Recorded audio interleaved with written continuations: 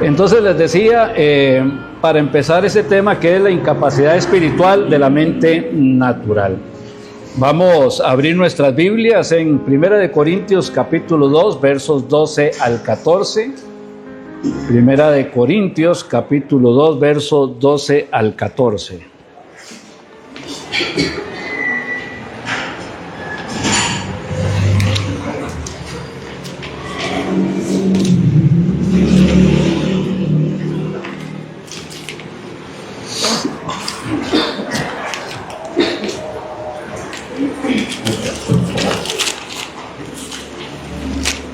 Dice la palabra del Señor. Y nosotros no hemos recibido el espíritu del mundo, sino el espíritu que proviene de Dios, para que sepamos lo que Dios nos ha concedido, lo cual también hablamos, no con palabras enseñadas con sabiduría humana, sino con las que enseña el Espíritu, acomodando lo espiritual a lo espiritual, o lo espiritual a los espirituales. Pero el hombre natural no percibe las cosas que son del Espíritu de Dios, porque para él son locura y no las puede entender, porque se han de discernir espiritualmente.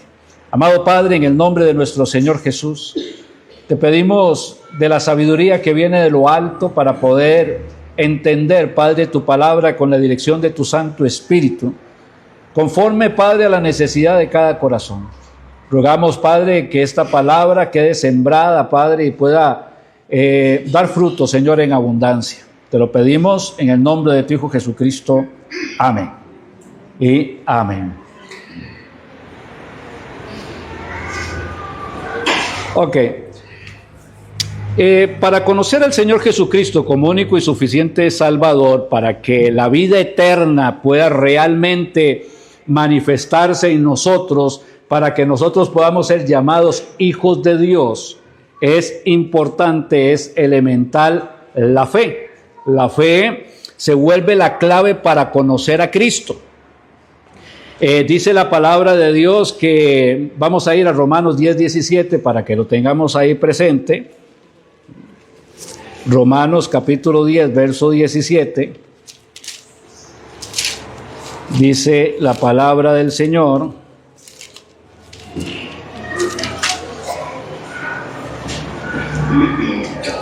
así que la fe viene por el oír, y el oír por la palabra de Dios. Cuenta una historia de que había un hombre que hablaba de cómo amaba a Dios, y alguien le preguntó: ¿y cómo conoció usted al Señor? Y dice: estaba una noche despejada en el campo, no había absolutamente nada, el cielo se veía maravilloso, y entendí que había un Dios, y a partir de ese momento le entregué mi vida. El que lo entrevistaba le dice: entonces usted no es salvo. Y él decía: ¿cómo no voy a ser salvo? Yo entiendo que Dios creó todas las cosas. Y él le decía: pero es que no es solamente que una persona entienda que Dios creó todas las cosas. Hasta los demonios creen en Dios y tiemblan, y no por eso dejan de ser demonios. La Biblia dice: para que te conozcan a ti, el único Dios soberano, y a Jesucristo, a quien has enviado. Si no conocemos a Cristo, aunque sepamos que Dios existe, no podemos ser salvos. La fe viene por el oír, y el oír por la palabra de Dios. Sin la palabra de Dios, sin una buena explicación que toque la mente y toque el corazón de una persona, es imposible que esa persona pueda creer en Jesucristo para la salvación de su alma. Puede ser un religioso, pero no tiene una comunión con el Señor Jesucristo. Ahora, la salvación no es por fe. Hay que entender este concepto. La salvación no es por fe. Hay días en que me levanto con mucha fe, que me levanto inspirado, que me levanto con deseos de leer la Biblia, que me levanto con deseos de orar, que me levanto con deseos de que el primero que pase por la acera quiero hablarle de Jesucristo. Pero hay otros días que no me levanto igual, me levanto decaído, me levanto triste, me levanto quebrantado. Tal vez hemos pasado una mala semana, tal vez hemos tenido la muerte de alguien, de un ser querido, y esto nos lleva a estar tristes, casi depresivos. Hay momentos en que no siento que la fe sea mi mayor fortaleza. No quiere decir que no tenga fe.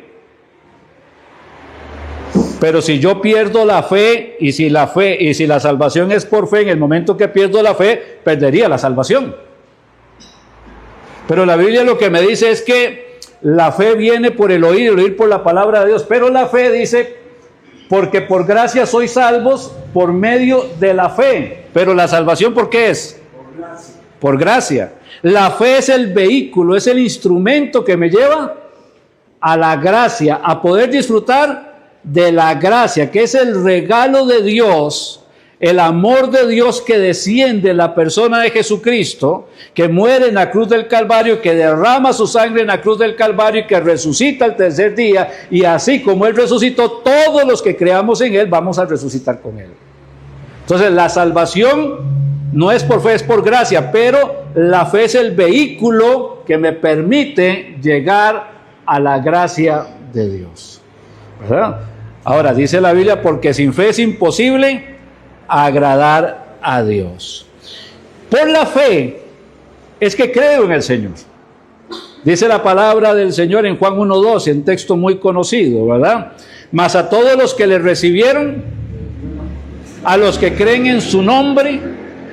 Pero hay entonces un grupo de personas que le recibe. Consecuentemente hay un grupo de personas que no le recibe. Hay un grupo de personas que quieren creer y hay un grupo de personas que se niegan a creer. Pero a los que le reciben, a los que creen en su nombre, a esos y solamente a esos les da potestad de ser hechos hijos de Dios. Así que es necesario creer. Es necesario tener fe. Es necesario tener esa fe para poder creer. Ahora, la fe es algo que Dios nos proporciona, ¿verdad? Dios nos suple de esa fe para poder creer. Yo me puedo negar a creer.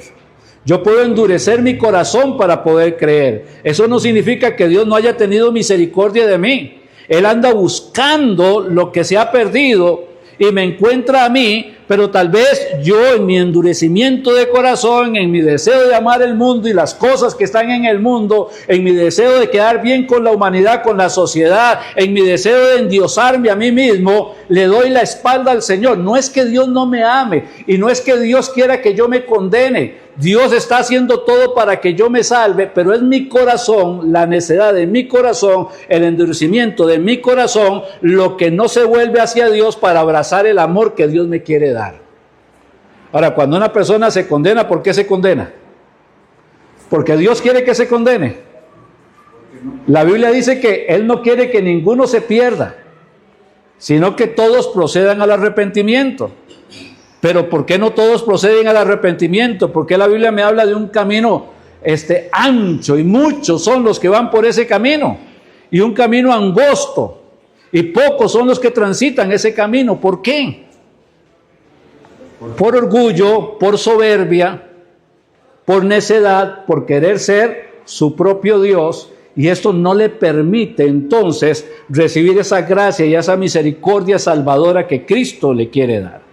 Dice la palabra de Dios, de cierto os digo, el que oye mi palabra, la fe viene por el oír y el oír por la palabra. De cierto os digo, el que oye mi palabra y crea al que me envió, tiene vida eterna, presente, no tendrá.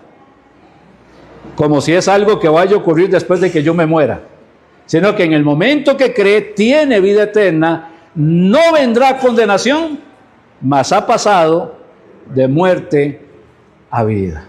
Ahora, esto es el plan maravilloso de Dios. Dios no quiere que ninguno se pierda. Dios quiere que usted sea salvo. Dios quiere que yo sea salvo. Dios quiere que mi esposa sea salva. Dios quiere que mis hijos sean salvos. Dios quiere que mi familia y amigos sean salvos. Dios quiere que el mundo entero sea salvo. Lo que pasa es que nosotros endurecemos el corazón. Ahora, el que ya es salvo no tiene por qué preocuparse.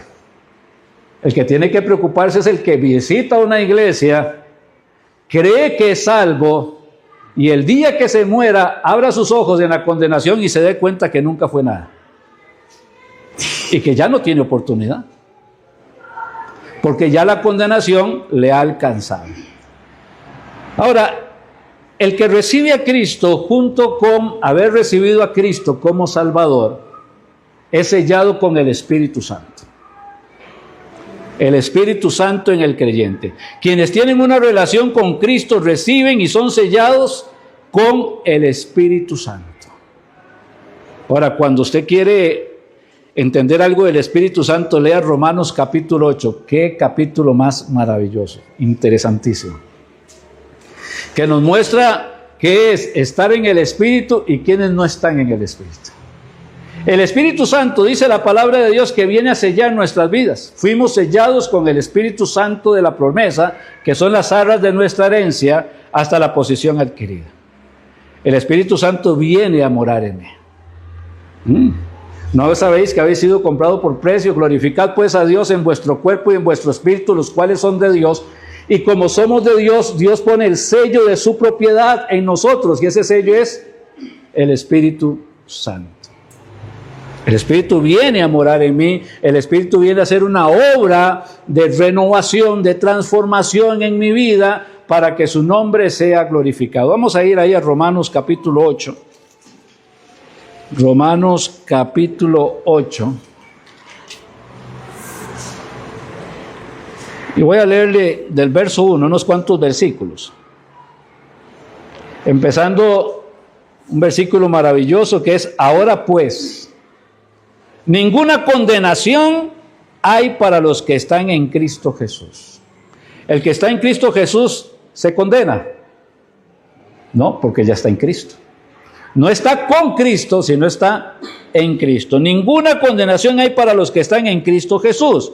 Los que no andan conforme a la carne, sino conforme al Espíritu. Es que la Biblia dice que por sus frutos los conoceréis. Si una persona ha recibido a Jesucristo como único y suficiente Salvador, pues desde luego tiene que empezar a dar frutos de cristiano. Tiene que empezar a pensar como Cristo, porque tenemos la mente de Cristo, a caminar como Cristo, a verse como Cristo, a buscar el reino de Dios y su justicia, que es lo que Cristo estaba haciendo. Cuando el Señor se perdió y lo buscaron a los 3 días y le preguntaron por qué lo había hecho, ¿no sabéis que en los negocios de mi Padre me es necesario estar? Cuando una persona viene a los pies de Cristo, empieza a buscar a Cristo y las cosas que son de a Cristo, y pone su mirada en Jesús, autor y consumador de la fe, y pone su mirada en las cosas de arriba, no en las de la tierra. Por eso es difícil entender cuando una persona dice que es cristiana pero vive como mundana. Habla como mundana, se viste como mundana, camina como mundana, vive una vida mundana. Cae en adulterio, cae en las mentiras. Si puede hacer un negocio medio ilícito que supuestamente piensa él que no afecta mucho a otra persona, lo hace. Y por otro lado dice, pero gloria a Dios. Dice, pero, por favor. Lo peor del caso es que la iglesia acepte que este tipo de personas son creyentes. Hay que seguirles predicando el evangelio para ver si les amanece. Porque alguien que tiene el Espíritu Santo va a manifestar a Cristo en su vida, en sus acciones, en su palabra. Va a aprender a ser manso y humilde de corazón. Va a aprender a confiar, a descansar en el Señor. Cada vez que tenga una prueba, una dificultad, una aflicción, en lugar de murmurar, va a buscar al Señor, se va a postrar delante de Él y va a esperar en Él. Va a aprender a confiar en lo que dice la palabra de Dios, va a tomar las promesas del Señor y las va a abrazar para sí mismo. Por eso dice la palabra de Dios, no todo el que me dice Señor, Señor, entrará en el reino de los cielos. Muchos son llamados y al final son pocos los elegidos. Recuerden, Dios no quiere que ninguno se condene.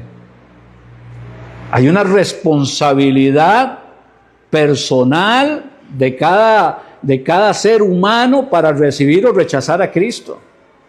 Decía el apóstol Pablo, ¿verdad? Porque no fui rebelde a su llamado. ¿Cuántas veces el Señor ha llamado y sigue llamando? Y tal vez usted está aquí y viene al culto como si viniera a una misa y sale de aquí para ir a servir al mundo y no servir a Cristo. El hecho de venir a una iglesia, aunque sea evangélica, no le va a hacer salvo. Sigue diciendo ahí el libro de Romanos capítulo 8, porque la ley del Espíritu de vida en Cristo Jesús me ha librado de la ley del pecado y de la muerte. Porque lo que era imposible para la ley, por cuanto era débil por la carne, Dios enviando a su Hijo en semejanza de carne de pecado, y a causa del pecado condenó al pecado en la carne, para que la ley se cumpliese en nosotros, que no andamos conforme a la carne, sino conforme al Espíritu. Más o menos para que lo entendamos. Una persona sin Cristo es esclava del pecado. ¿Y Cristo lo libera de qué? Del pecado. Ya no somos esclavos del pecado. Ahora somos libres para hacer lo que tenemos que hacer, no lo que queramos. Eso sería libertinaje. Lo que tenemos que hacer es entregarle nuestro corazón a Jesucristo. Él nos liberó. Él nos libertó de la esclavitud del pecado, de la esclavitud del mundo, de la esclavitud del diablo, para poder hacer lo que antes, que no éramos libres, éramos incapaces de hacer.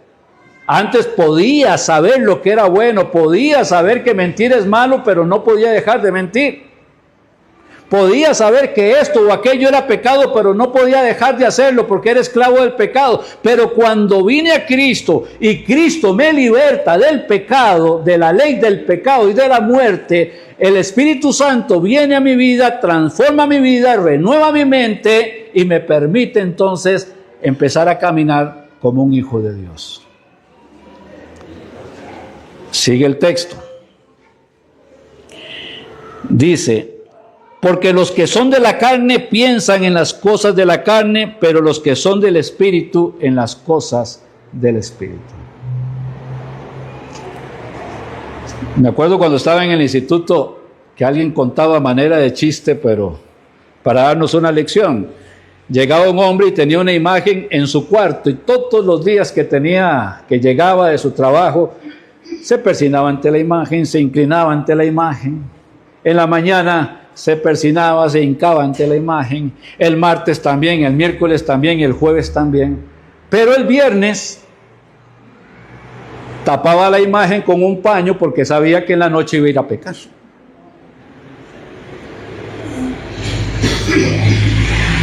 Ahora, este hombre no es ni frío ni es caliente, es tibio. ¿Y qué dice el libro de Apocalipsis sobre los tibios? Y entonces me cuestiono, ¿soy tibio? ¿Cómo soy yo como cristiano? ¿Realmente mis pensamientos glorifican a Dios? ¿Realmente mis acciones alaban al Señor? ¿Realmente Dios es lo primero en mi vida?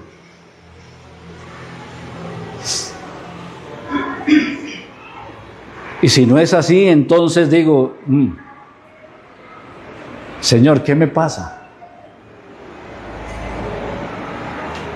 Y la Biblia dice que si confesamos nuestros pecados, Él es fiel y justo para perdonar nuestros pecados y limpiarnos de toda maldad. Pero ese deseo de confesar el pecado es porque el Espíritu Santo que está en mí me está convenciendo de pecado, justicia y juicio constantemente para tener una vida santa delante del Señor. Pero hay quienes su conciencia están dormidas, están cauterizadas, que aunque pequen, no sienten necesidad de arrepentimiento, no sienten necesidad de buscar al Señor. Y aún dentro de las mismas congregaciones se pueden encontrar personas de este tipo.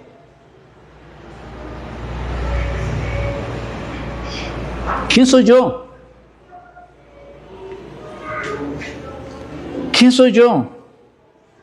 Yo sé que nadie de afuera me debería de juzgar, pero yo sé quién soy.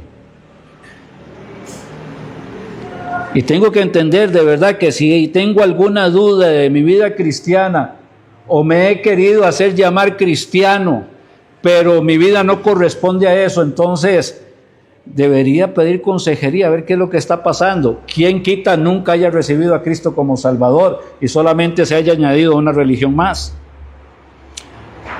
Pero los que son del Espíritu piensan en las cosas del Espíritu, porque el ocuparse de la carne es muerte, pero el ocuparse del Espíritu es vida y paz.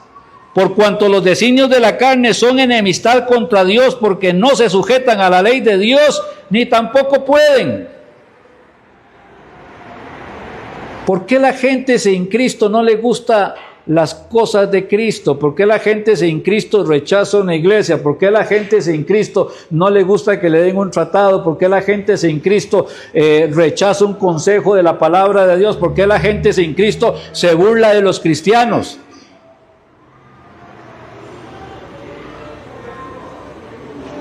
Y la razón es esa, es la misma respuesta, porque no tienen a Cristo. Por cuanto los designios de la carne son enemistad contra Dios, porque no se sujetan a la ley de Dios, ni tampoco pueden.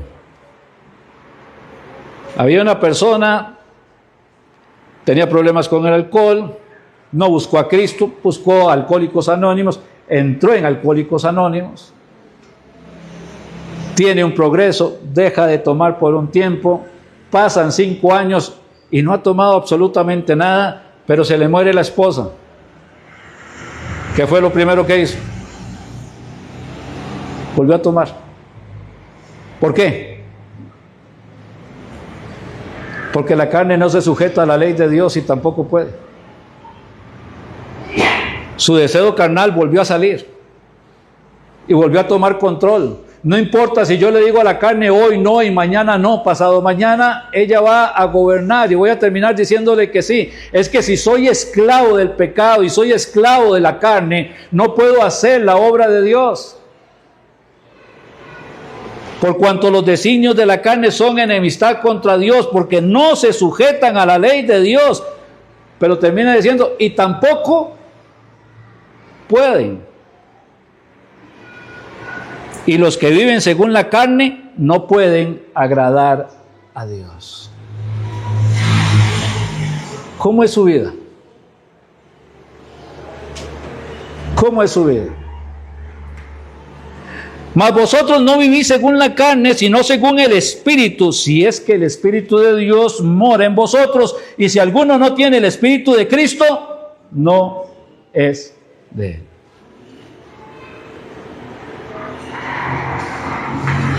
Ok, entonces necesitamos el Espíritu Santo.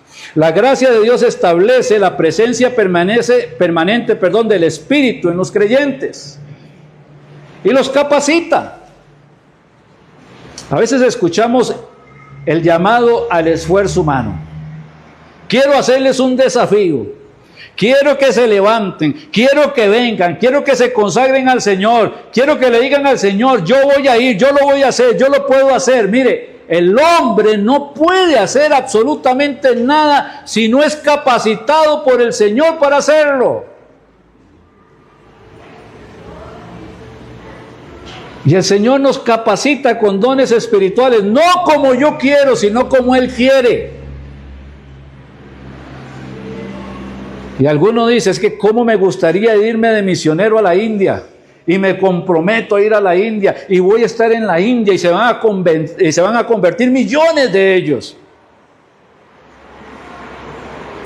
Y después se da cuenta que es solamente un deseo de que la gente se convierta, pero él, de maestro, de evangelista o de misionero, no tiene mucho.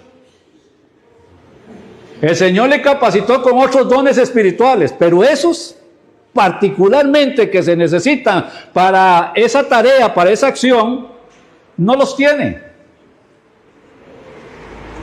Yo no puedo elegir qué es lo que voy a hacer en la obra de Dios. Yo no puedo elegir en qué voy a servir en la obra de Dios. El que lo ha determinado de antemano, dice la palabra de Dios, es Él. Y me ha capacitado con los dones espirituales para hacerlo. Dios es el que me hace el llamado, el Espíritu Santo es el que me guía, me va conduciendo por el camino que Él preparó de antemano para que yo pueda ejecutar el servicio del Señor. Pero no soy yo el que lo dispone. De tanto estar buscando un solo ministerio, hemos dejado de lado tantas otras cosas que se pueden hacer para el Señor.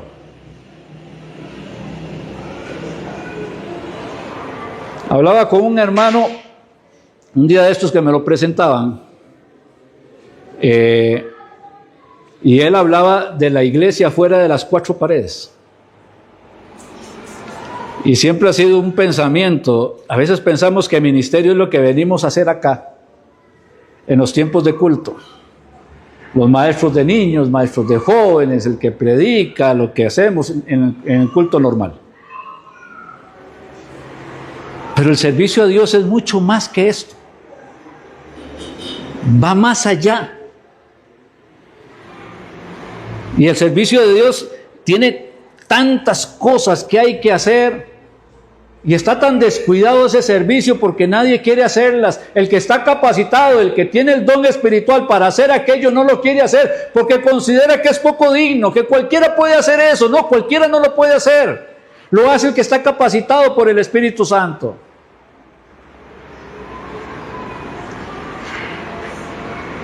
Y tengo que preguntarme, bueno, si soy creyente, ¿cuál es el don que el Espíritu me ha dado? Y si en la congregación no existe un ministerio para poner al servicio mi don, entonces debo pensar en que tengo que empezar a construir ese ministerio de la mano del Señor, porque es su voluntad.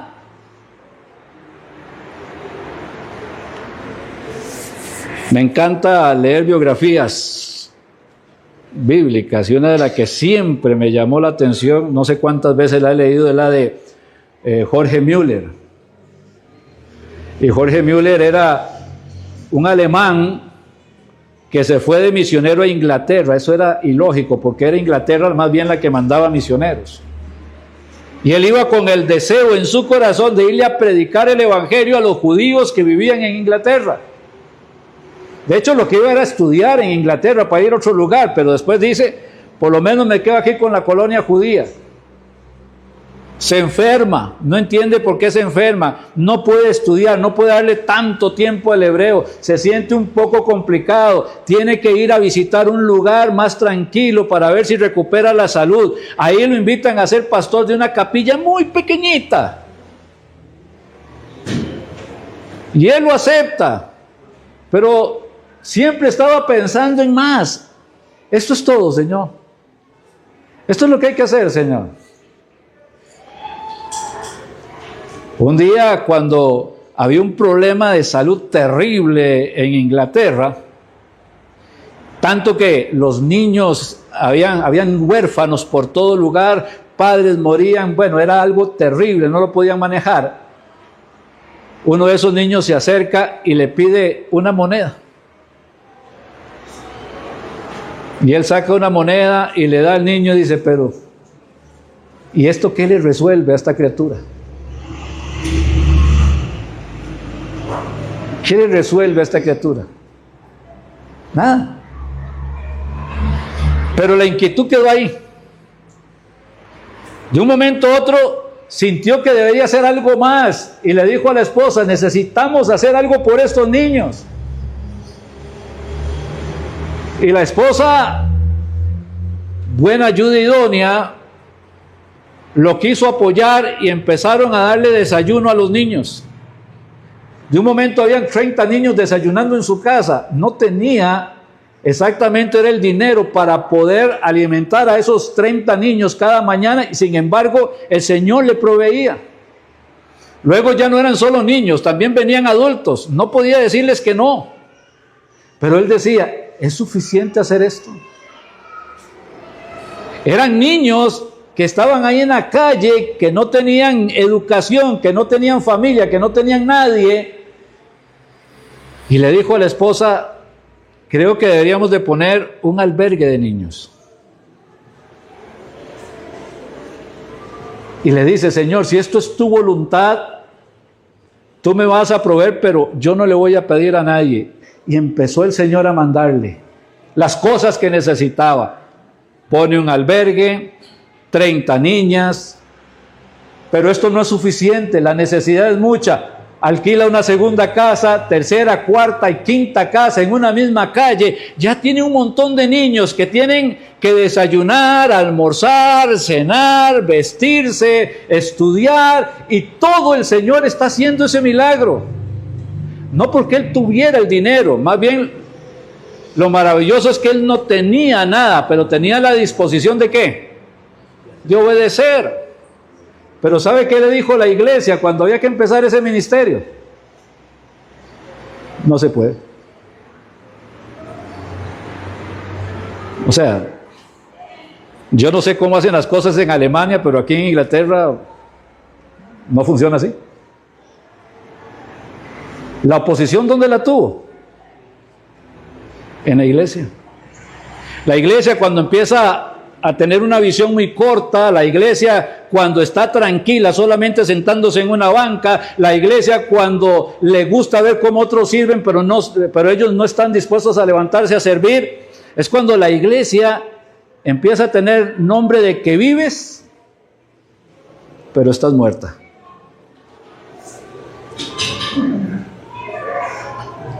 Y no queremos pertenecer a una iglesia muerta.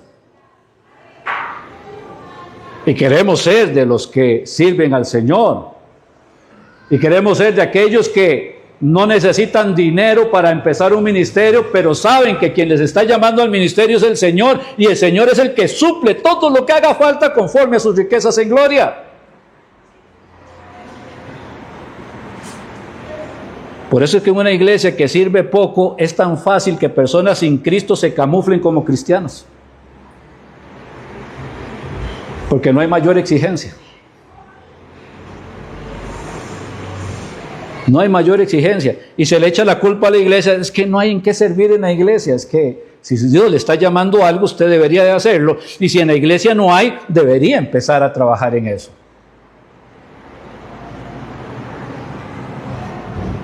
El Señor nos da esos dones espirituales para hacerlo. A veces escucho predicando, no sé, a Billy Graham y digo: wow, ¿cómo me gustaría tener la versatilidad de Billy Graham para predicar? Y en otras ocasiones pienso: ay, qué lindo don Samuel, cómo predica, o qué lindo este fulano, aquel sutano, cómo predica. Y cuando escucho una predicación mía, créame que a mí no me gusta escucharme. No me gusta. Y después llega un hermano y me dice: hermano, qué buen mensaje. ¿Y sabe por qué creo que pudo ser bueno? Porque si el Señor nos dio un don espiritual, no nos dio medio don espiritual. Tiene que ser algo que realmente pueda servir a la iglesia de Cristo.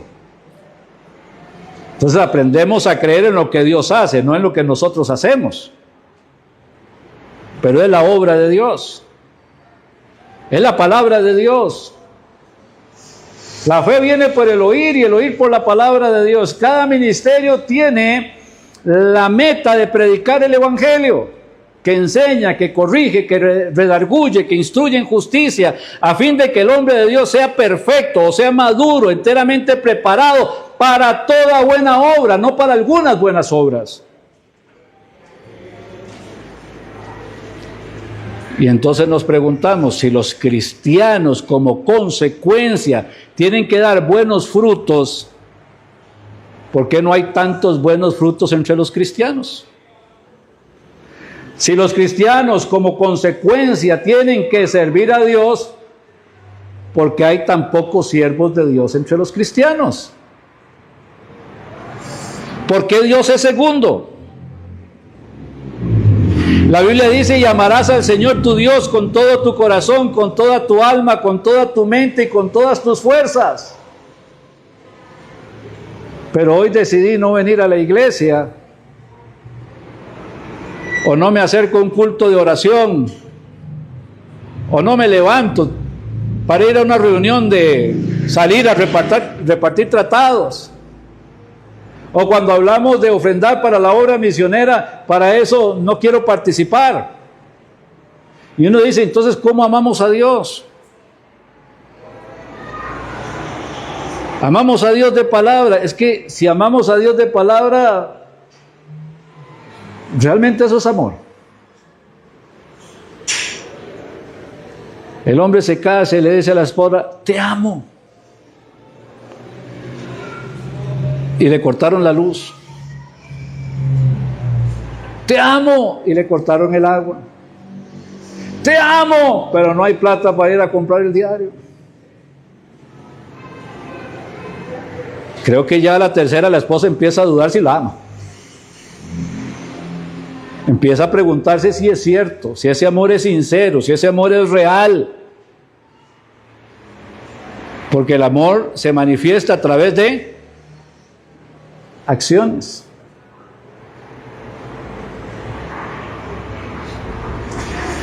Cuando yo era jovencito, hace muchos años,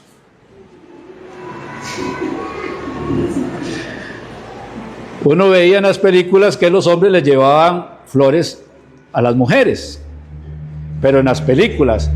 En mi barrio, si usted llevaba flores a una mujer, le hacían bullying. Y yo estaba cortejando a mi esposa y le llevaba un ramo de flores, de rosas, y yo las iba escondiendo en el bus, las llevaba así para abajo, las llevaba por la espalda, que nadie me viera, ningún conocido. Pero las flores tenían que llegar. Quería agradarla a ella, a pesar de que eso me costaba a mí. Pero ¿sabe qué me motivaba? Que ya la empezaba a amar. Con el tiempo me di cuenta que me dijo, a mí no me traiga flores, lléveme a comer. Más fácil. Pero el amor se manifiesta. ¿Cómo manifiesto yo mi amor por Dios? Hermano, voy a orar. Todos los cristianos tenemos que orar. Es que el ministerio mío es la oración. Sí, pero es que todos los cristianos tenemos el ministerio de orar. Todos estamos llamados a orar. Pero a todo el mundo le gusta el ministerio de la oración. ¿Por qué?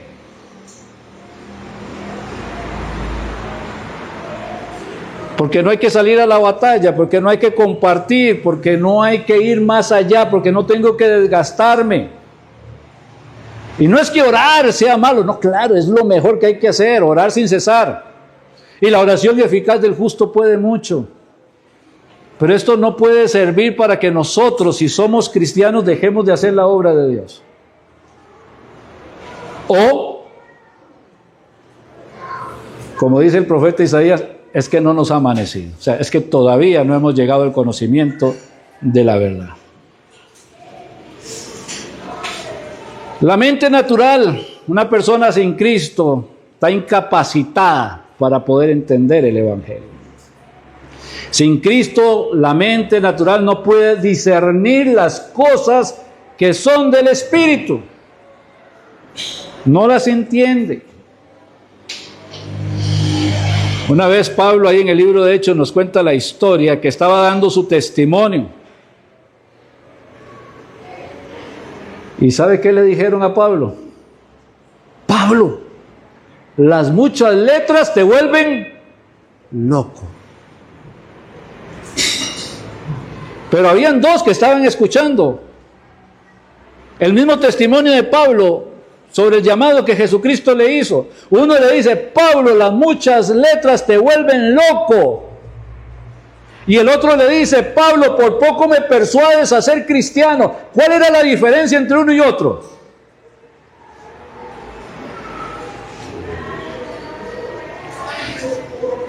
Uno dice, bueno, es que el Espíritu tiene que estar hablando con los dos, sí, pero hay una situación que no permite la acción del Espíritu en un corazón. ¿Sabe cuál es? La soberbia.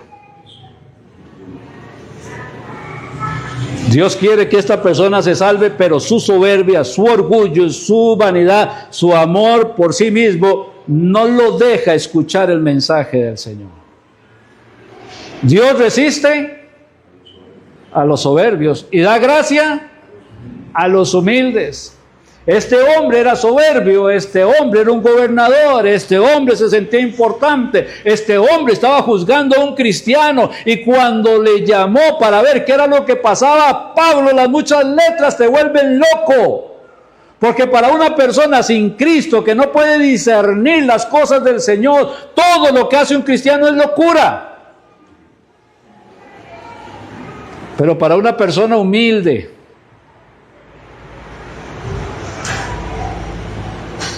que permite que el Espíritu Santo le hable, le convenza de pecado, justicia y juicio, que lo guíe a la salvación, nada de esto es locura, es maravilloso, es glorioso.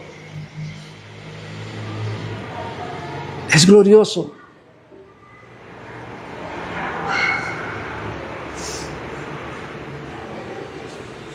Pero al final, vuelvo a hacerme la pregunta. ¿Por qué hay cristianos tibios?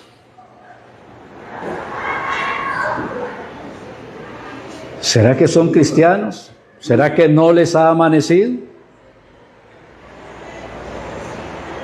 ¿Será que no han comprendido, que no han entendido el amor de Dios, la gracia de Dios, la maravilla de Dios? ¿Será que no han comprendido el sacrificio de Cristo en la cruz del Calvario? ¿Será que no han comprendido que esa sangre derramada en la cruz le limpia de todo pecado? ¿Será que no han comprendido que hay una vida después de que acabe esta material, y que puede ser en el infierno, que puede ser en la gloria?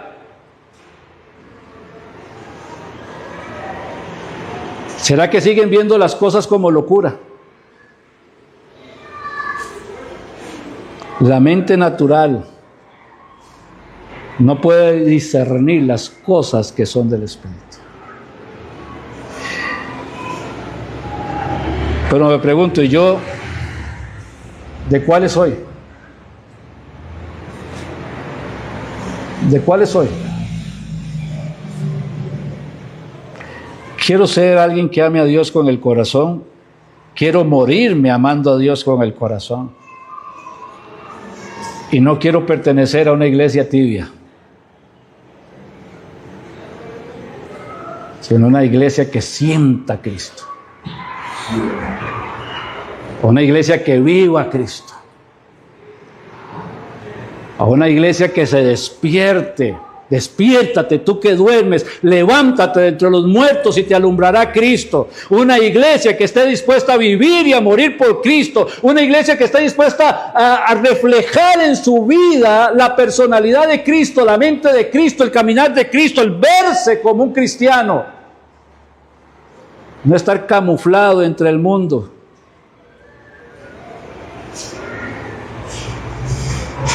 Una iglesia caliente, con miembros responsables, que estén dispuestos a preguntarle al Señor, como dijo el apóstol Pablo: Señor, ¿qué quieres que haga?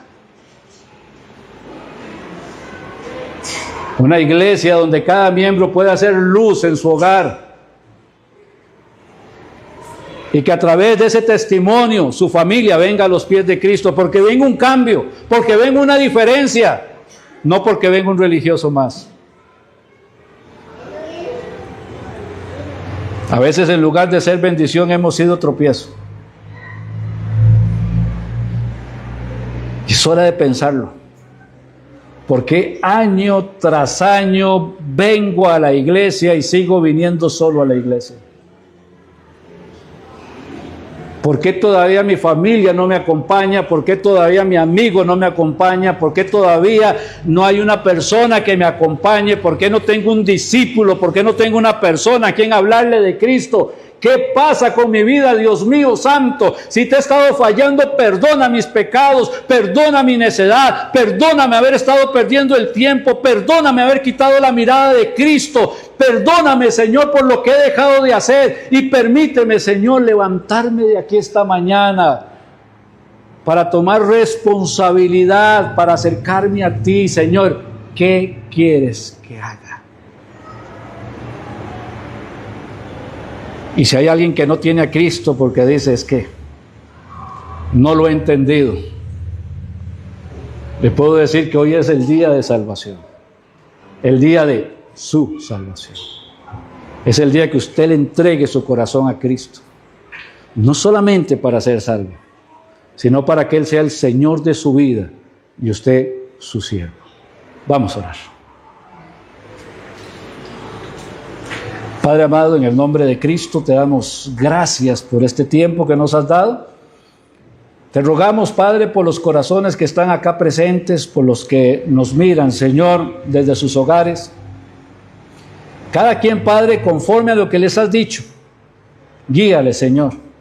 Unos para consagración, otros, Padre, para despertarse espiritualmente, porque tal vez, Señor, las dificultades, Señor, les han ido apartando y no se han dado cuenta. Pero quizás hay alguno, Padre, que creyendo que es salvo aún no lo sea. O tal vez hay alguno que está escuchando el mensaje una vez más y que ahora ha entendido la necesidad de entregar su corazón. En el nombre de Cristo, Padre, yo te ruego, Señor, que tú hagas un milagro, Señor, en cada uno de nosotros. Tal vez usted no conoce a Jesucristo hoy.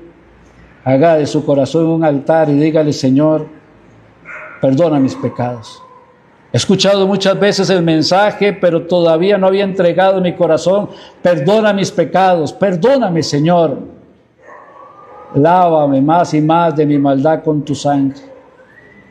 Y en este momento invito a Jesucristo que entre en mi corazón y que sea el Salvador y el Señor de mi vida. Te lo pido en Cristo Jesús. Amén y amén.